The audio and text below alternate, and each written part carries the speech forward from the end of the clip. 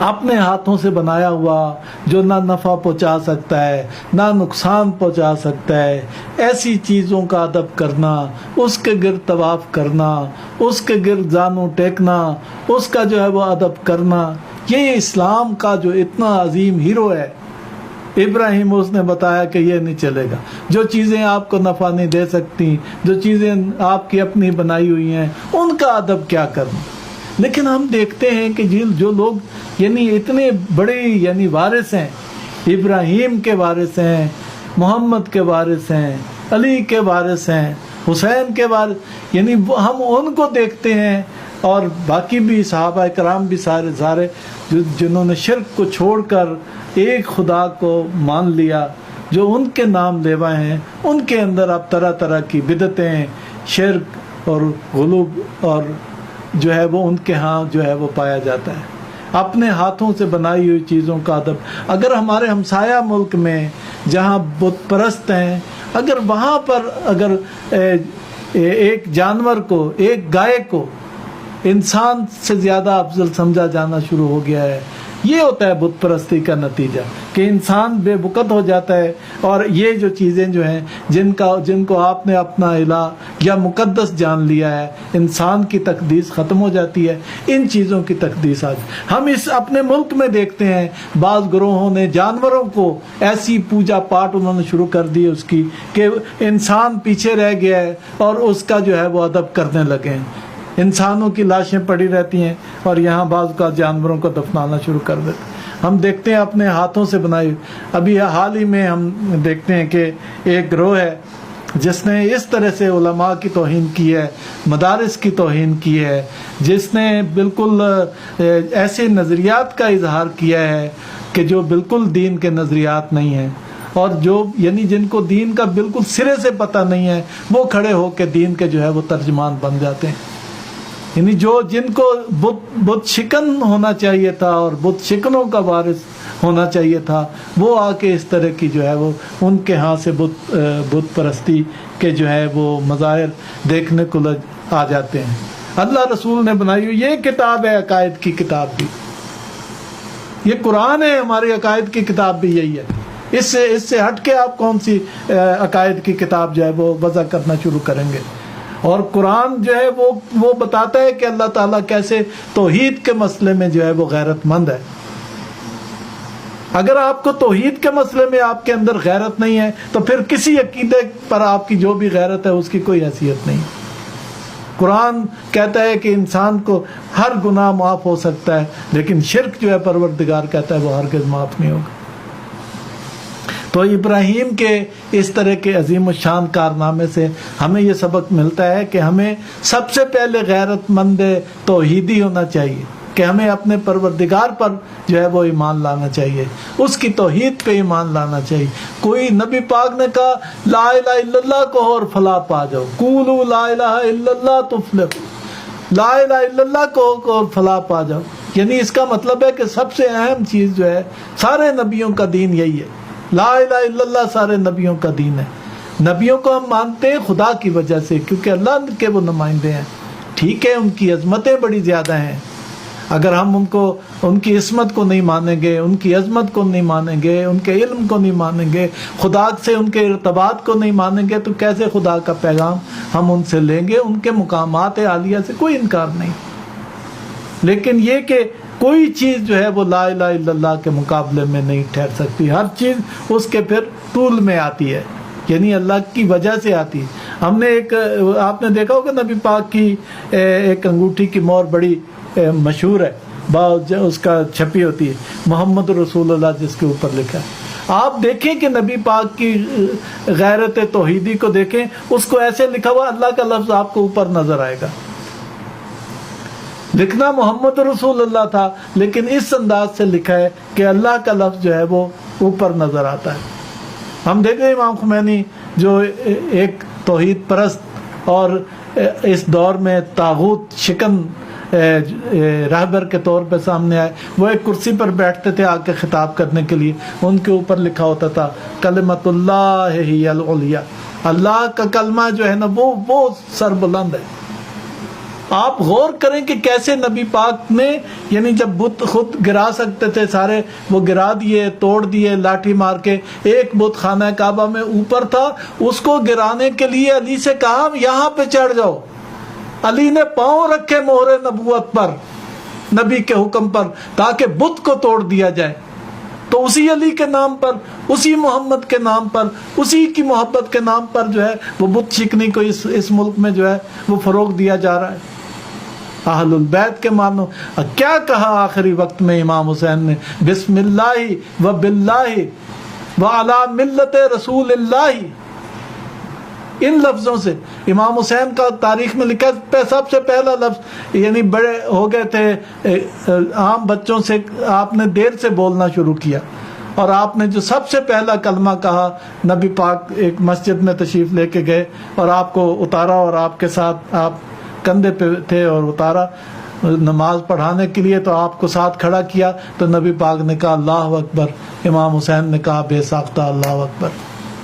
تو نبی پاک کو بڑا اچھا لگا. 7 مرتبہ آپ نے اللہ اکبر کہا، امام حسین نے 7 مرتبہ اللہ اکبر کہا. ہمیں یہ ذہن میں رکھنا چاہیے دین وہ ہے جس کو ہم کہتے ہیں بچانے کے لیے، اسلام وہ ہے جس کو بچانے کے لیے امام حسین نے اپنی جان قربان کی ہے. امام حسین کے بعد کی تاریخ سے اسلام تلاش نہ کرو، اس اسلام کو تلاش کرو جس کو امام حسین نے بچانے کے لیے قربانی دی ہے. بعد کی چیزوں میں بھی وہی چیز امام حسین کی نانا جو لائے ہیں اور جس کی حفاظت کی ہے ان کے باپ نے اور ان کی والدہ نے اور ان کے بھائی نے، اور انہوں نے وہ حقیقت اسلام ہے. وہاں سے لے کے آؤ اسلام کو. قرآن و سنت کا پرچم جو ہے اس کو بلند کرنا جو ہماری ذمہ داری. اللہ نے کہا ہے کہ نبی کا اسوہ تمہارے لیے جو ہے وہ اسوہ حسنہ ہے، ان کی پیروی کرو، ان کا اسوہ حسنہ کو اختیار کرو. لہذا یہ ایک اور چیز بڑی اہم ہے، وہ یہ کہ پہلے چیزیں کہتے ہیں نبیوں پاک لوگ ہوتے تھے، مقدسین ہوتے تھے، ان کی تماثیل بنا لیتے تھے. ابراہیم نے ان کو تماثیل کہا، یعنی ایسے بنائی ہوئی اپنے ہاتھوں کی چیزوں کو تماثیل کہتے ہیں جن کے اندر جان نہیں ہوتی. تو یہ خانہ کعبہ میں بھی لگی ہوئی تھی، انبیاء کی تصویریں بھی لگی ہوئی تھی، کئی کہتے ہیں اس کے اوپر کندھا تھی. آپ نے وہ ساری کی ساری تصویریں بھی توڑ دی، وہ بھی مٹا دی اور خانہ کعبہ کو صاف کر دیا. یہ ہوتا ہی ہے کہ پہلے فلاں چیز مقدس ہے، اس کی نسبت سے فلاں چیز مقدس ہو گئی، پھر اس کی نسبت سے مقدس ہو گئی، پھر اس کی نسبت، پھر توجہ ادھر رہ گئی خدا کی طرف. اور اصل جہاں جو اللہ جو ہے جس کے بارے میں کہا کہ وہی اس کا نام جو ہے وہ سب سے مقدس نام، اس طرف سے توجہ ہٹ جاتی ہے. بت پرستی کیا ہے؟ اس کا یہ بت ہے، اس کا یہ بت ہے، اس کا یہ بت. ہم نے بھی مقدس چیزیں ایک یہ بنائی ہوئی ہے، ایک یہ بنائی ہوئی ہے، ایک یہ بنائی ہوئی. حد ہو گئی ہے ان کے اوپر. اسی طرح سے جا کے ان اپنے ہاتھوں سے بنائی ہوئی چیزوں کو آج مسلمان جا کے ان کے اوپر کھانے رکھتے ہیں، جیسے یہ بت پرست بتوں کے پاس حضور جا کے وہ کھانے رکھتے تھے کہ جی یہ تبرک ہو گیا ہے، خاک تبرک ہو گیا بتوں کے حضور کھانا رکھ کے. یہ اسی کے خلاف تو ساری جنگ ہے، ساری توجہ تو ہے اس طرف ہو جاتی ہے. اٹھیں علماء کرام، نکلیں توحید کے پرچم بردار، روکیں ان کو. کوئی تعلق نہیں ہے ان کو، یا سر جھکانا ہے اللہ کے حضور میں توحید پر، یا ان کا یہ کہیں کہ ہمارا کوئی تعلق نہیں قرآن حکیم کی توحید پرستی سے اور انبیاء کی توحید پرستی سے، اہل البیت کی توحید پرستی سے. بت تو محمد مصطفیٰ کے یعنی کندھوں پہ کھڑے ہو کے علی نے توڑ دیا ہے. اس امام کا نام لے کے آپ ہمیں شرک کی دعوت دیتے ہیں. علماء کو چاہیے کہ ایسے موقع پہ اللہ کے نبی نے فرمایا ہے کہ جب بدعتیں پھیل رہی ہوں تو علماء کی ذمہ داری ہے کہ اپنے علم کو ظاہر کریں.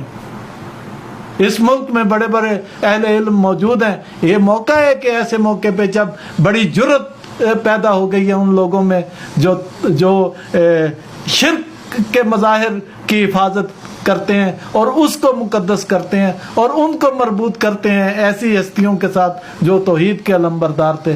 امام مہدی علیہ السلام توحید کے علمبردار ہوں گے، عیسیٰ علیہ السلام آئیں گے تو وہ توحید کے علمبردار ہیں. قرآن کہتا ہے عیسیٰ سے کہ تم نے کہا تھا کہ مجھے اور میری ماں کو جو ہے وہ خدا بنا لو، تو اللہ وہ کہتے ہیں نہیں یا اللہ میں نے تو جو تو نے مجھے کہا وہ میں نے اس قوم کو کہا, میں نے تیری عبادت کی طرف لوگوں کو دعوت دی, میں نے کہا ہوتا تو تجھے علم ہوتا. یعنی اس طرح اپنی ایک قرآن حکیم میں کہ صفائیاں پیش کر رہے ہیں, میں نے تیری عبادت کی دعوت دی ہے. وہ عیسیٰ آئیں گے اور اس مہدی کے پیچھے جو ہے وہ نماز پڑھیں گے. ہم کیسے کہہ سکتے ہیں کہ یہ آئیں گے تو یہ ان چیزوں کو جو تم نے بنائی ہوئی ہیں اپنے ہاتھوں سے اور ان کو مقدس قرار دیتے ہو, ان کے اوپر اچھاڑ چڑھاتے ہو, ان کے اوپر دوپٹے ٹانگتے ہو, ان کے ساتھ کھانے باندھتے ہو اور لوگوں کو محروم کرتے ہو, یہ تم نے بت پرستی جو ہے اس میں شروع کر دی. علماء کو چاہیے کہ اپنے علم کو ظاہر کریں, علماء کو چاہیے لوگوں کو گمراہ ہونے کو بچائیں. کوئی اس میں یعنی ابراہیم اگر آگ میں کود سکتے ہیں توحید پرستی کا پرچم بلند کرنے کے لیے اور توحید پرستی کا علم بلند کرنے کے لیے, تو ہم بھی یہ توحید پرستی کا پرچم جو ہے بلند کر سکتے ہیں. لیکن جو علماء ہیں ان کی ذمہ داری یقیناً اس میں زیادہ ہے کہ وہ اس میں بلند ہوں اور وہ نکلیں. میں یہاں واضح کر دوں, غازی عباس کا علم حق کا علم ہے. دنیا میں جہاں حق ہے وہاں اس کا ساتھ دو, دنیا میں جہاں طاغوت ہے وہاں اس کے خلاف اٹھو. غازی عباس سچ اور حق کی حمایت میں باہر نکلے تھے. انہوں نے اسلام اور محمد مصطفیٰ کے ساتھ جو وفا کی ہے وہ حق کے ساتھ وفا کی ہے. آج بھی دنیا میں حق و باطل کا مارکا جو ہے وہ گرم ہے. یہاں پہ جو لوگوں نے طاغوت کے خلاف سینہ سپر ہوئے ہیں ان کے خلاف ان لوگوں نے ہرزہ سرائی شروع کر دی ہے. دنیا میں جو استعمار ظلم کے خلاف اٹھے ہیں ان کے خلاف انہوں نے ہرزہ سرائی کی ہے. امام زمانہ آئیں گے تو ان کے بارے میں واضح ہے کہ دنیا جیسے ظلم و جور سے بھری ہوگی وہ اسے عدل و قسط سے بھر دیں گے. دین کا تعلق کسی خاص ملک سے, کسی خاص وطن سے, کسی خاص علاقے سے نہیں ہے. اگر اس طرح سے ہو تو یہ قرآن تو عربی میں ہے, مکہ اور مدینہ میں نازل ہوا ہے, ہمارا کیا رشتہ ہے اس کے ساتھ؟ دین سرحدوں سے ماورا ہے, یہ آسمانی ہدایت کا نام ہے. اور لوگوں کو بالکل گمراہ جو ہے وہ جو کرنے کی کوشش کی گئی ہے, اس کو ہم فرزندان توحید ہم اس کو کسی صورت قبول نہیں کریں گے. والسلام علیکم ورحمۃ اللہ وبرکاتہ.